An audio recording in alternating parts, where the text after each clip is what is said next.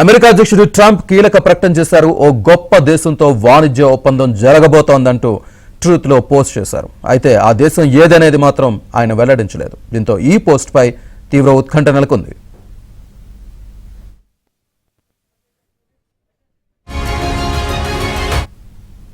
ఇటీవల భారీ టారిఫ్లతో ప్రపంచ దేశాలపై విరుచుకుపడ్డ ట్రంప్ ఆ తర్వాత వాణిజ్య ఒప్పందాలకు సిద్ధమయ్యారు.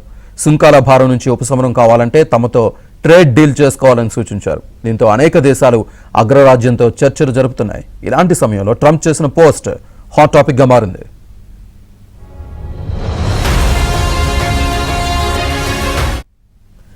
రేపు ఉదయం 10 గంటలకు ఓవల్ ఆఫీసులో అతిపెద్ద మీడియా సమావేశం జరగనుందని, ఓ గొప్ప గౌరవప్రదమైన దేశంతో వాణిజ్య ఒప్పందం కుదుర్చుకోబోతున్నామని, ఆ దేశం అందరికంటే ముందుందని ట్రంప్ ట్రూత్ సోషల్ అకౌంట్లో రాసుకొచ్చారు. ఆ దేశం ఏదన్న దానిపై ట్రంప్ సస్పెన్స్ పెట్టడంతో ఆ దేశం ఏదే ఉంటుందా అన్న ఉత్కంఠ ప్రపంచ దేశాల్లో ఏర్పడింది.